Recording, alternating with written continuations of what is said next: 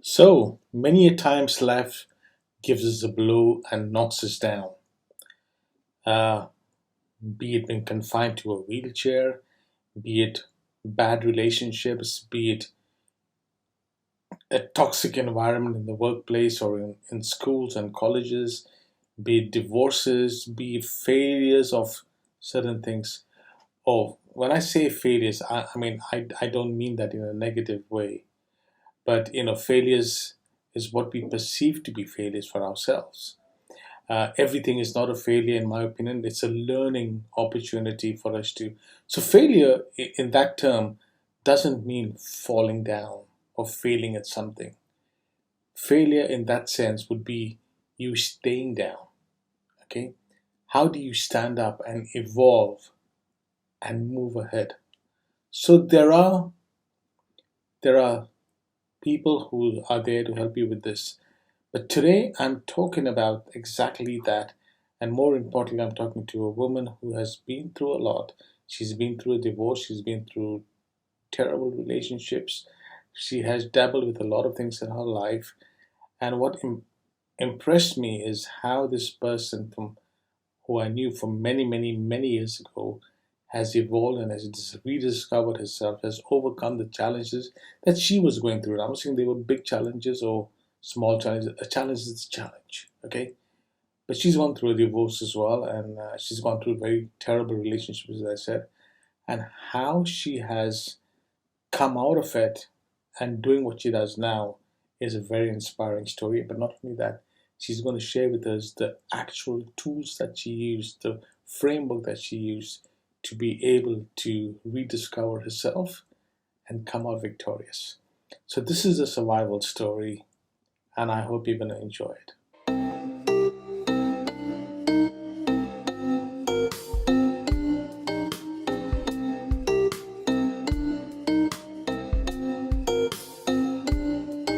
Hello, hello, hello, and welcome to my podcast, A Pint of Imbecile Wisdom. I'm Tagore, and today's episode is kind of special as well for me. I'm talking to a dear friend of mine, somebody who I knew quite a while ago, and I always knew her as this giggly, bubbly, live wire of a girl who was a sort of a pop star, singing and doing shows all over India. And then I lost touch with her. But thanks to social media, sometime last year, if I'm not mistaken, she popped up on social media. And what really touched me about this was, as I said, I always remember her as a giggly, lively girl. But on social media, all of a sudden, she had all of these certificates that she was showing off, where she had actually been certified to be a life coach. And I said to myself, wow, what a transition, you know, from being somebody in the media and the light and, entertaining people. She had kind of evolved into being this strong kind of woman. And then I kind of called her up and we exchanged numbers straight away because we had lost touch, and we spoke like as if we had been in touch forever. Absolutely. And what struck me about Vandana was that she had been through a lot. And when I heard what she had been through and how, above all, she had overcome everything she had been through, I was just floored. I was absolutely floored. And I said, this is so inspiring. And we've been in touch since. And then I said to her, I said, you know what? We've got to do a podcast because there's a lot of people out there, especially a lot of women who would go through maybe as much or even more, even less of some of the things that this wonderful human being has gone through. And I said, you've got to share your story with us so that people out there, especially women, as I said, find the strength to overcome whatever they might be going through. So, Vandana Vadehra to a lot of people, but to me, my dear Vandy. Vandy, welcome to the podcast. Thank you. Thank you so much. What a lovely introduction. Thank you. Thank you so much, Tagore. You're welcome. So, Vandy, I know enough about you, but just for the sake of our listeners, why don't you tell us a little bit about yourself and your background? Well, my background, I am an army officer's daughter, born in Lucknow, brought up all across the globe, mostly India. And I've been through a lot of traveling as my childhood journey, and settled in Delhi for a long time. And I was a fashion designer once. Then I went into stage anchoring and singing. I did that for a long time, and I still have on and off. I keep on doing my gigs and all. But I moved into life coaching as a life trainer, motivational speaker. I wrote my book, Love Bites. It's there, and TED Talks, and so the story goes on. Like the journey is never ends. In fact, my book has all my life stories also. So basically, I have been evolving and reinventing, have been discovering myself. I know many people are not spiritual, but my spiritual journey has been a very strong and a very powerful one. And that's the one that's helped me move ahead. Wow. So, Vandana, okay, now, Vandy, looking at the whole thing, you've had quite a good career on stage, Yes. right? And you've also had a great career being an MC. Even today, as we speak, you're still doing a lot of shows in India and everything. Yeah. So, what was the turning point in your life where you decided to move away from the entertainment spotlight into a more serious, a more depthful coaching kind of journey? What was the trigger for that? Tagore, I was going through a very bad patch. I moved to Bombay in, I think, about 2009. And from there on, work was there, but somehow my personally internal mental state was going down. It was in a dip. As when the person is going through a lot of stress, a lot of trauma, they start resorting to a lot of help and self-help books, maybe some spiritual masters or spiritual courses. They start doing that. So that's exactly what I started doing. I went into angel therapy, angel guided meditations, and I followed a lot of masters out there, Sunita Singhad. Of course, I was a very religious kind of person earlier, but I started giving that up. And then I did Doreen courses from Doreen Virtue, Louise Hayes. I learned the power of affirmations, but still I didn't know how did these affirmations work. All that book taught you was, all that secret taught you was that the line, how powerful it has to be in present tense, and that's it. Nothing else, how to manifest it, how to go a step further and a step further and a step further till you finally do your affirmations in a particular manner. I didn't know about that. Then, I don't know, fortunately or unfortunately, I went into Islam. I started doing, keeping rosas, following Islam, reading the Quran. But still, there was that yearning inside. I felt there is something missing still. Something is not happening. A question popped in my mind all the time. Why am I born? What is the purpose of my life? Why am I living? Why have I been born on this planet? Why? What is the reason I'm here? Nothing more. I'm not progressing. I'm stuck in those same kind of shows, same kind of events, singing, anchoring, how am I changing the world? Okay, I do a great show, somebody comes and hugs me and says, oh my God, you were so good, you gave so much of happiness to us. But was I changing that person mentally? Was I helping him overcome certain problems they had in their life? What was my purpose? And then I had the spiritual master who came into my life, a spiritual guide, and I started reading Bhagavad Gita. That changed my life. I learned a lot. It is the best life coach in the world if you read it properly and you understand it. And then this spiritual master came in my life, and I did a lot of spiritual courses. I started reading a lot, the Vedas and Purans, and finally and I did a course from Tony, from Arpin. And finally, I decided, yes, this was my purpose in life. I have to help people who are struggling, who are not able to overcome a lot of trauma they have inside. It's all here. And how to overcome that? A lot of books tell you, a lot of quotations tell you, but how to put those quotations actually into practice? They might be just lines for you with no meaning. But how do I apply it in my life? It was experiential. What I wanted to give to the world was an experience, which those quotations, those lines, those books were not able to offer. You might read something, but do you actually understand what is the meaning behind that thought or the quotation? 99% people don't. They just read it as a quote and they forget about it. But to understand that meaning, I had to make those people understand what was said in that quotation. What was that? What?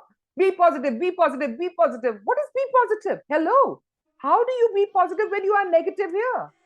When your life is full of trauma, when you have such negative thoughts all the time, how can you, with a click of a finger, with reading a positive quote, how can you become positive? It's not possible. You have to rewire your whole system. It's a rewiring of the brain. So I came up with a systematic course which would deal with the person's mental, moral sanskaras, their imprints, their values, their values. Now, these are mere words for the people who are listening right now. I came up with these very structured, scientific way of dealing with that deeply ingrained thought system, thought process of a person, so that they forever have a tool. They have a gadget in their hand. The moment they start going into a dipping phase, they read that tool or they use that tool and they bounce back into the happy zone. So they're forever in a happy zone. Yeah. But Vandy, something that you said and has always made me think about this about you is that people look for all of those things you said when they're down in the dumps. When things are not working out. Yes. But when you've already got the limelight, you've already got the fame and the prosperity to go with it, you very seldomly think about other people because say my life's doing good, my life's good. Yes. What am I worried about? And such people don't tend to look for a deeper meaning in life. Absolutely. Okay? But there must have been something, either personally or career-wise or whatever, I don't know, that made you want to think about the deeper meaning of life. Because it's so easy to get attracted and pulled with success, and especially in the entertainment industry. When the going is good, you get so detached from reality, if I may say that. There's very few people in the entertainment industry who are grounded to the values of their being, of their own being, So what was the turning point, I think, for you in that? Was there something at all? So yes, there was. Ever since I have been through a divorce, which was way back in 96, and it was a traumatic one. So ever since I was seeking for somebody to complete me, somebody to come into my life who would fulfill me, who would make me whole again, I was seeking outside of me. I was seeking outside a partner, a life partner, a man, a husband, a marriage, maybe children. That got me into, when I was not getting it, I went through a series of really bad relationships. Then suddenly I realized that maybe this relationship, this marriage, this children, this whole thing is not for me. It's not meant for me. Yeah. That's when it struck home that maybe I'm meant for a much deeper cause. The happiness that I'm seeking outside in the world there, it's right there inside me. Every little, the smallest of the, happiness, the little, tiny happiness is inside me. It's only inside my brain. It is inside my being. It's in my soul. Why am I seeking for happiness outside? Okay, if I have a husband, I'll be happy. If I have a child, I'll be happy. If I have money, I'll be happy. Why? The happiness is inside me. Why don't I search it inside me? And I will be forever in a 24/7 happy state. And that's exactly was the trigger that relationship failures made me realize that no, the happiness is inside me. And 99% of the people don't realize that they are seeking happiness outside. It's inside them. So once they reverse it inside, they reverse the process inside, it'll be so easy to manifest happiness in every sphere of life, be it your family, be it your wealth, be it your finances. Once you're happy inside, there's abundance. There'll be abundance in every sphere of life. So that was the triggering point. And I'll come back to what I wanted to ask you next, but I just happened to podcast with another American lady yesterday, and she said to me, real happiness is not dependent on any external factors. No. Happiness lies in that moment, and it's not dependent on wealth, on relationships. It's nothing. It's dependent on happiness is when you're happy because of no reason whatsoever. It's not dependent on anything. Absolutely. But Vandy, now going back, 1996, the divorce happens. I mean, that's about 15 years ago now, 16 years. More than that. more than that. 20, 20, Oh wow. 20, Yes, yeah, sorry. Bad, 22. bad mathematics, sorry. So that's quite a while ago when women were not as liberated as they are today. Okay. Yeah. So at that stage, and even today, what would you say to women who are either not finding love, who have gone into a wrong relationship, who have gone into even worse, a wrong marriage? Okay. Yes. What would be your message to them? Well, all I would like to tell them is that you don't need a companion to complete you. You don't need, for a man, I would say you don't need a woman to complete you. You don't need a man to complete you, I would tell the women out there. You don't need a partner to complete you. The soul was created complete in itself.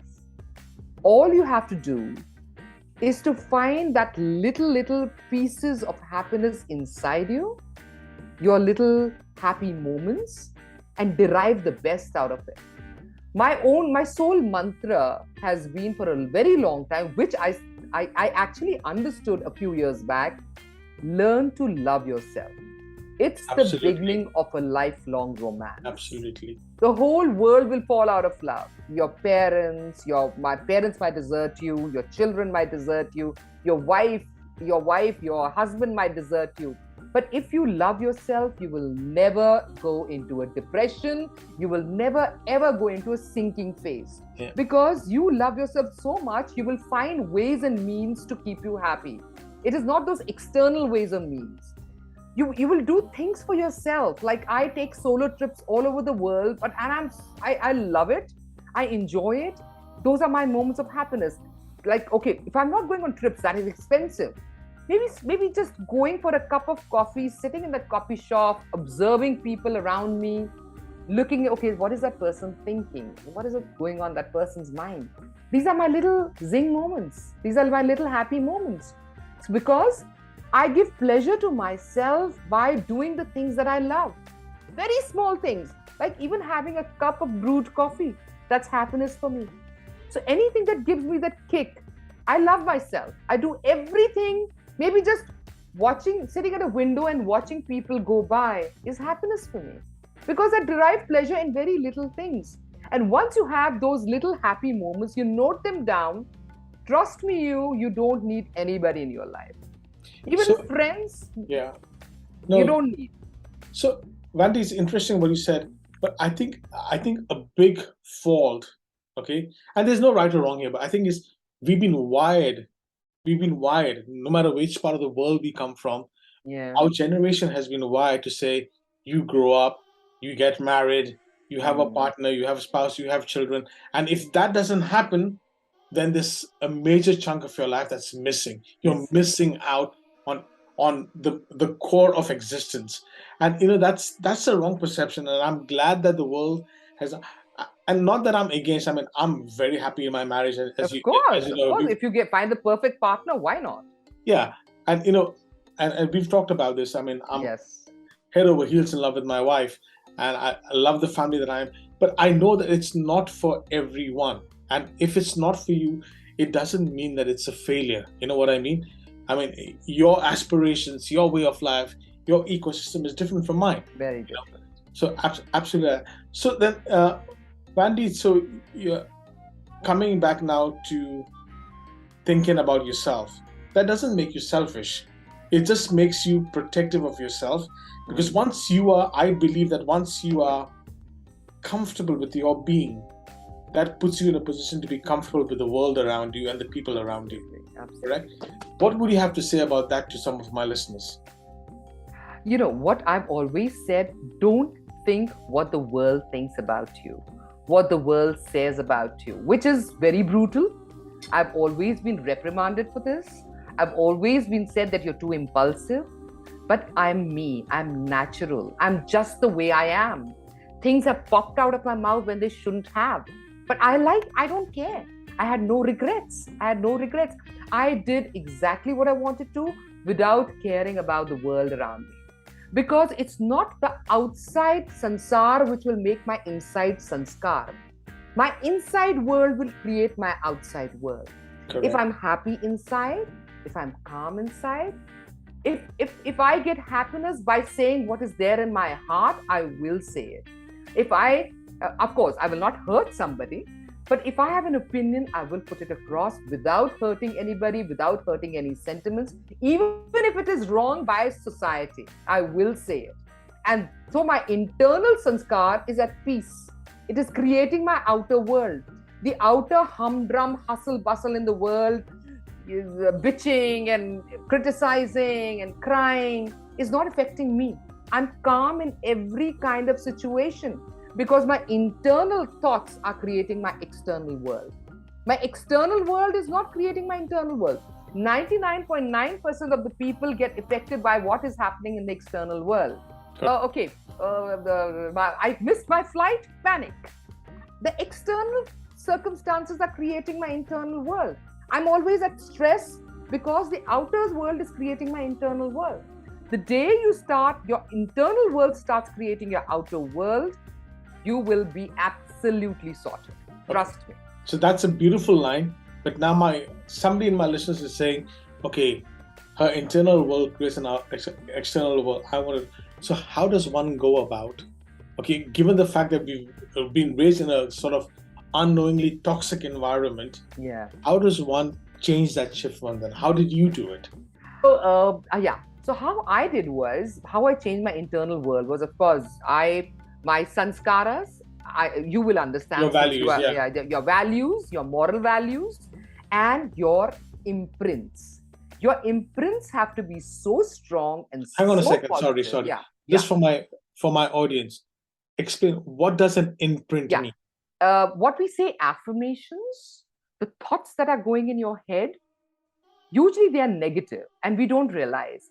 It's a negative voice going in the background of your head, which is guiding your actions. The negative thoughts, oh God, if I participate in this, I will fail.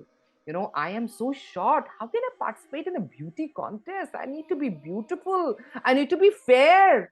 I need to be gorgeous to participate in this advertisement. How can I become a model?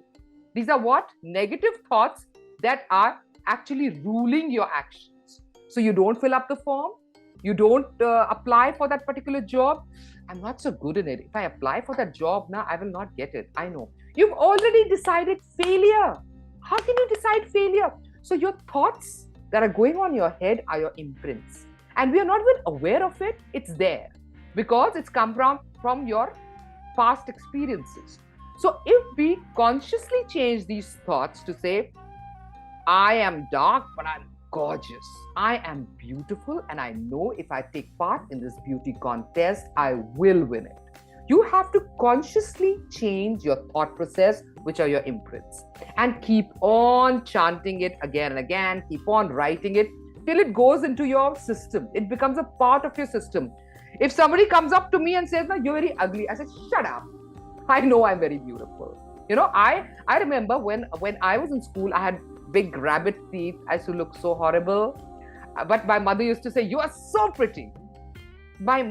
She was putting my thoughts in my imprints. Those positive thoughts were going in. I'm pretty. I used to look like, when I was a little child, I was very gorgeous. But when it came to this puberty time, I started looking horrible because I had 2 large teeth and I had specs on. I used to look very funny. But constantly I was reminded by my mom, that imprint, that thought process, you're gorgeous, you're very beautiful, you've got lovely eyes, you can win anything you want. So those became my imprints. My thoughts became so positive, they actually started negating anytime anybody would walk up to me and says, you can't do this, you can't win this competition, you can't take part in this debate or declamation. I used to say, yeah, right, I'll win it and I'll show you. And I used to. Because your thoughts are so positive. So if you keep your thoughts so positive, automatically your outer world becomes happy. You are manifesting happiness because of those positive. If you already have those rubbish, filthy, bullshit thoughts in your head, oh, I'm ugly, I'm a failure, I'm very bad in English. How can I go for a speech or an elocution or a debate? My English is pathetic. You have seen some of the children and some of the people who are so pathetic in their English, but they rule the audience. They have the audience eating out of their hands. Why? Because inside their head, they're winners. If inside your head you're a loser, you have lost for yourself. You lose the game.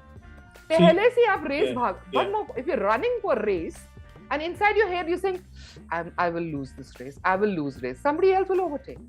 In your head, if you're saying, I am going to win this, you will put in double effort. It will create your outer success. So it's only your thoughts.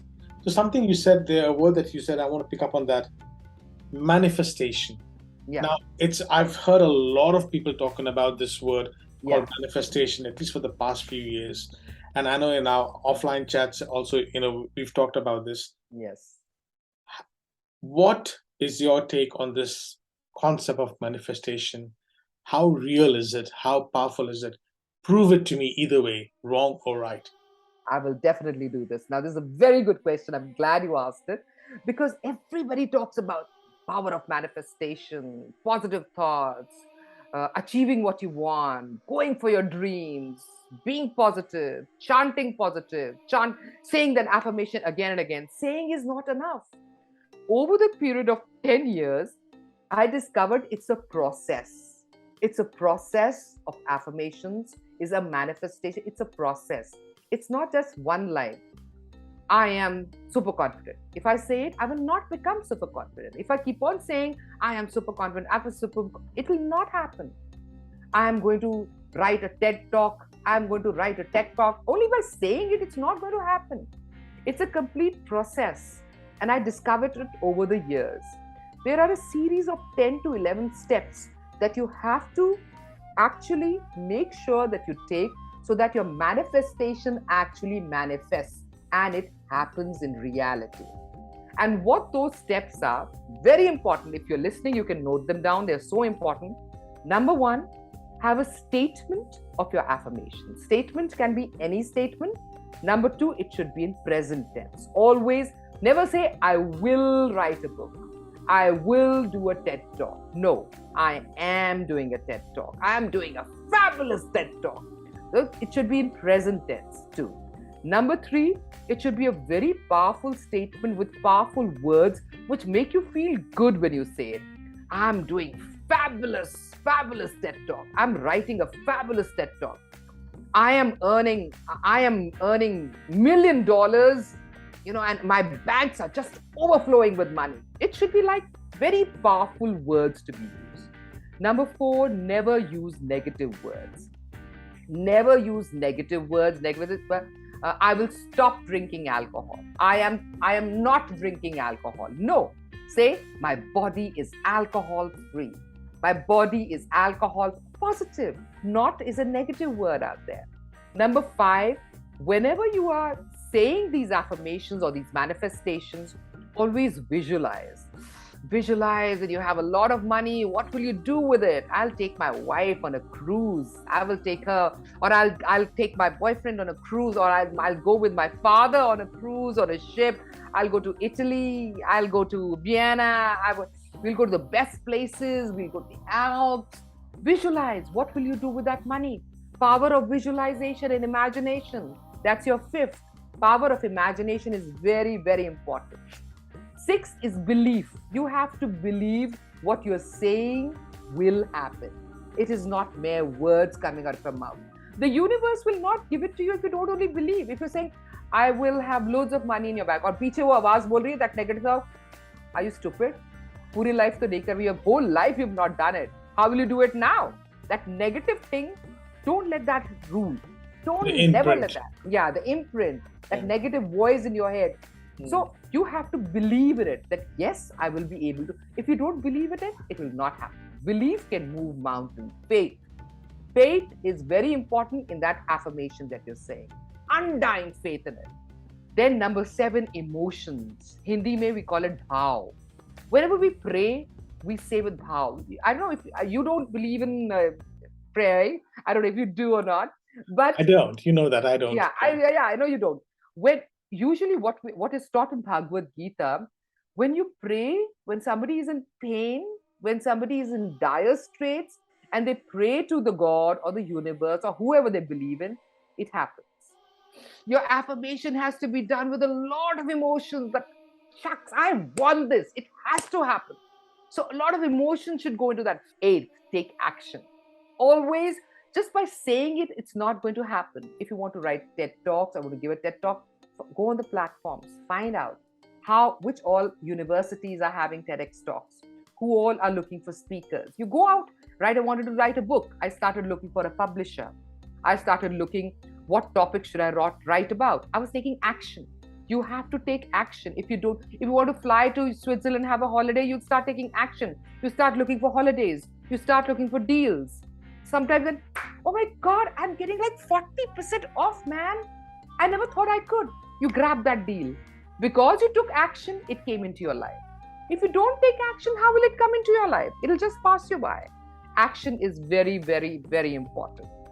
Then next step you have to do is, always when you finish your affirmation, in your heart have gratitude to the universe for giving it to you. Believe it has already come to you, because you're saying it in the present tense. So believe it has already been given to you. And of course, write it down. Write it as many times as possible. Very important step I forgot. The 11th step, chanting. Repeat, chant, repeat. Chant what? Your chant affirmation. Yeah. Okay. I am a powerful speaker. I am the best TEDx speaker. I have written 2 books by the December 10th, 2023. I've written 2 more books by. So chant it again and again and again and again till it becomes a part of your system. Even when I'm driving, even when I'm eating, that chant is good. Maybe I'm not saying it. The chant is going on in my head with the visualization that what feelings will I get once I write my next book, when my next book gets published, or when my course Enkindle just takes off. I'm flooded with students. I have no time now. I have to go online. I have to make it automated. I have to make efforts for that. I have to work on marketing. I have to do a lot of things which I'm not doing. So all these 11 steps will make your affirmation work like magic. And trust me, whatever you've thought of, it will happen. These 11 steps have to be taken. Vandy, that's a great tip. It sounds very scientific, so to speak. Yeah. If I may say that. Okay, so you know what? Somebody in my audience sitting down there, very skeptical, saying, I've read this in books. I've heard other people saying this as well. So I'm going to put a challenge to you. Give me an example where this has worked, either for you or for somebody you know. Yes, of course. I was talking about my book. I had no clue I'll be writing a book in 2021, September. So I have a chart in front of my bed. It's a affirmation. It's a affirmation chart. It's what I want in life in the next 1.5, 2 years. I have there. I've cut out pictures from the magazines and stuck it there. So one says best-selling author of a book by June 2021. So this was in 2021. Then next, and I started writing a book in September, in October. I had it finished and I sent it to the publisher. I kept on chanting, I'm the author of a best-selling book. I'm an author of a best-selling book by June 2021. And I was affirming again and again. I wrote the book. I sent it to the publisher. It got published. My father even read it before his death. And on June 11th, it was in the market. It was released. It was a bestseller on Amazon, all the other platforms. It happened. Next, I used to say, I'm going to do a TED Talk by 2021, July. I'm going to do a TED Talk. I kept on repeating it. I kept on searching. And then suddenly my friend from Bombay called up, Preeti Singh. She was working with Netflix. I told her that I'm going to life coaching and this. And she said, Vandy, are you into motivational talks? I said, yes, I want to get into it. She said, would you like to do a TED Talk? I said, that's what I just affirmed. That's what I affirmed about a month back. She says, my dad is working with the NIT, TEDx NIT, Neemrana. So why don't I ask him to get in touch with you? You are a fabulous speaker and you have lots of content. They did. I got selected. I did my TED Talk by June 2022 or 2021. I did it. Then, now this was even before I started life coaching. This was in 2018. I used to do a lot of international shows and suddenly they had gone down. So I started affirming. My statement was, I'm traveling the world for work and pleasure. And I has to visualize, I'm going to London, I'm going to Edinburgh, I'm going to Italy, Milan. I'm traveling the world for work and pleasure. I'm traveling. And you won't believe it, I'm a part of this group called Hash House Harriers. They run all over the world. They're runners. And then they drink beer. They run and they drink beer, which is an exception. I don't drink beer anymore. But in Delhi, there's a group, and they said, Vandana, there's a hash happening in Edinburgh. I said, yeah, international hash? Yes, it's called as an inter-hash. I said, wow, send me the details. He sent me the details. I went to the link and I clicked, okay, the registration amount is 1,25,000. Okay. That time I was in a little crunch. I said, why? How can I invest so much and all? Then I said, okay, let me just see. Let me just apply for it. I applied for it. I manifested the money for it. Then I started looking for flight tickets, managed, Airbnbs, managed. Then from there, I planned my whole trip. Then when I was doing my run in Edinburgh, I get a call from Delhi, from an event company. Vandana, you're in Edinburgh. I said, yeah, there's a show in Seattle happening, IBM. And the payment is fabulous. We need a singer anchor. I said, wow, I'm traveling the world for work and pleasure.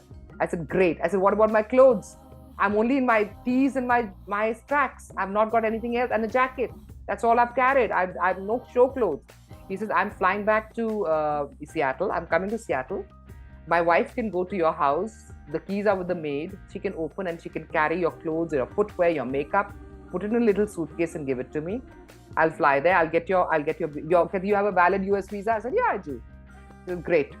Problem solved. I'll get your clothes and your makeup and everything there.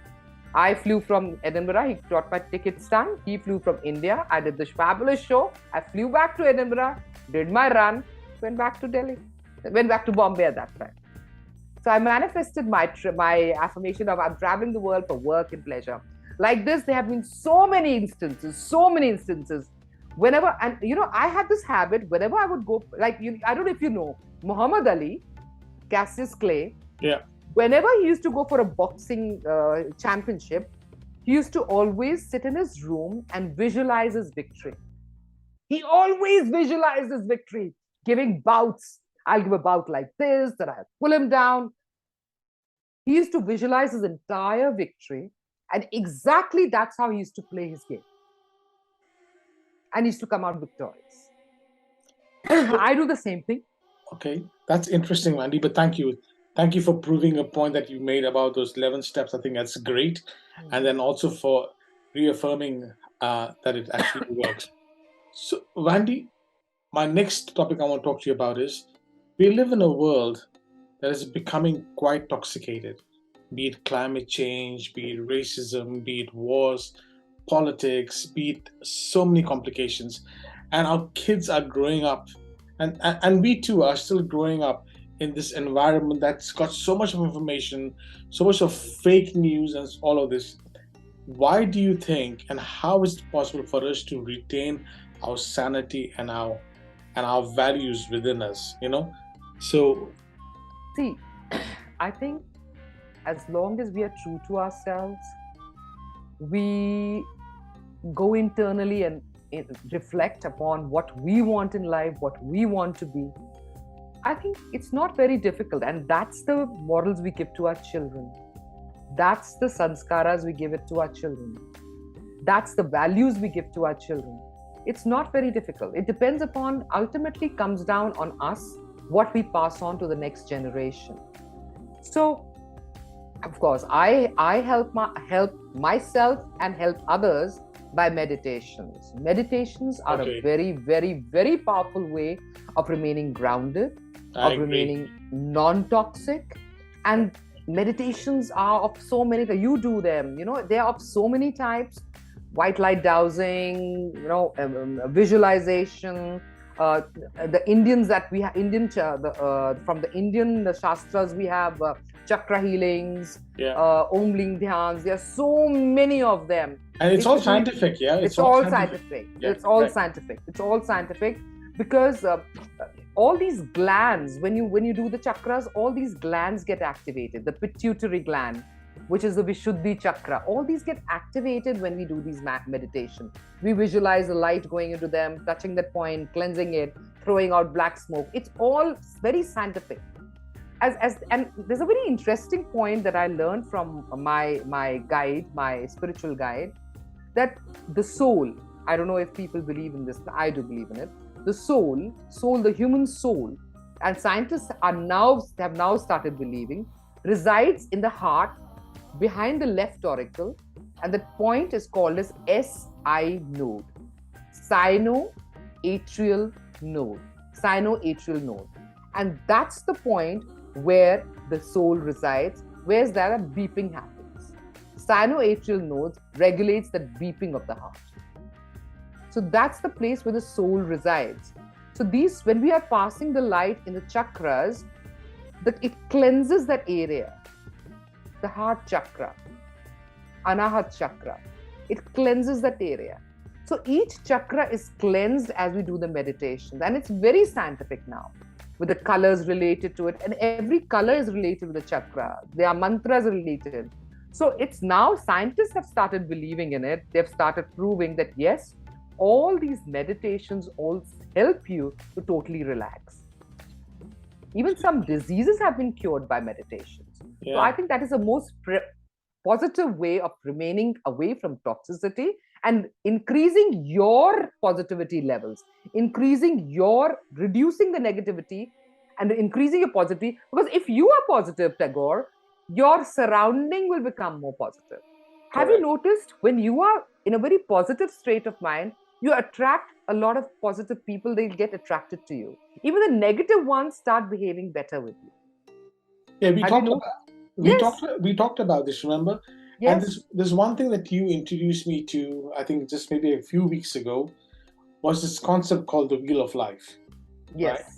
And how everything that we do has to be connected to one particular segment or the other in your wheel of life. Be it health, wealth, love, prosperity, family. Absolutely. It could be any of that. And I think as long as we are aware of that, I think, as you said very beautifully earlier on, we're always looking for answers outside.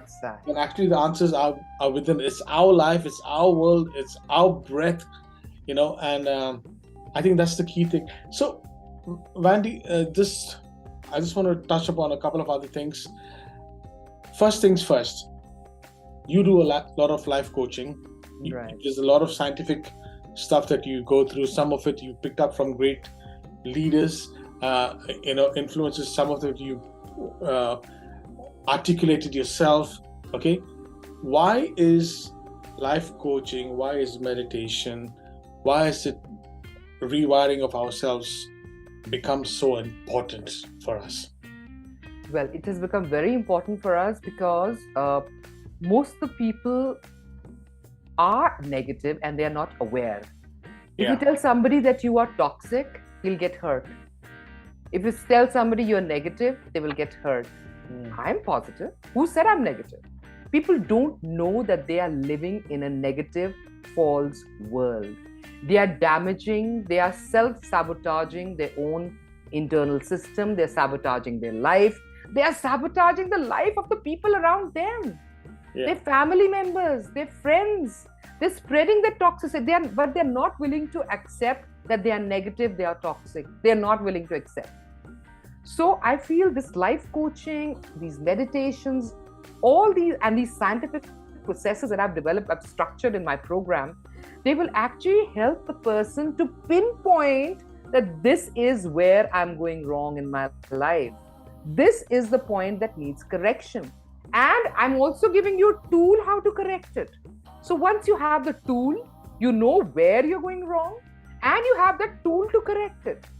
I think what better way to go for a growth in life, a positive growth, a beautiful reach for that abundance in every sphere, wealth, family, health, fitness, finances. That is the best way when you have the tool in your hand. You have that tool to success, a workbook of success. So I think that's the reason why life coaching is becoming very important, so that people realize where they are going wrong. But Vandy, Before I ask you how can my audiences contact you, I want to ask you this. Life coaching meditation has become so become the key word, Yeah. How do you know which are the real ones Yeah. and which are the ones that are just exploiting people? It's a very Yeah. sad Very reality, sad. but it's Very there. sad reality. Yes, it's there.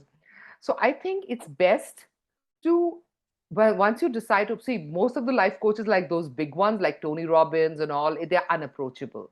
But if you're approaching somebody who's lesser known, who's starting in life, it's better to have a one-on-one meeting with that person and understand what their whole process, their program is all about.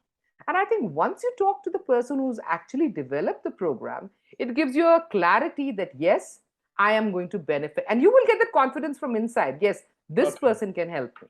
This person is the one who can definitely help me. Yeah, but I think many a times people who are in that position are quite gullible. Yeah. They're quite Yeah. vulnerable, they're gullible. It becomes a bit difficult though. But Vandy, look, I don't think there'll ever be an answer for that. How do you It's separate very the difficult. fake?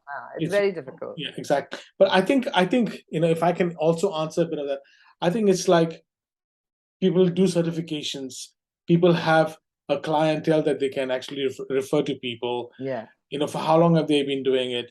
So all of these things put together, I think is thinking about it, as you said to me recently, putting it through a cycle of saying, am I going to get something? Does it Out of fulfill it. my wheels of life? Does it Supply. fulfill what I want to do? And think about it, not from here, but from here, really, Yeah. because Yeah. here can often take you for a ride.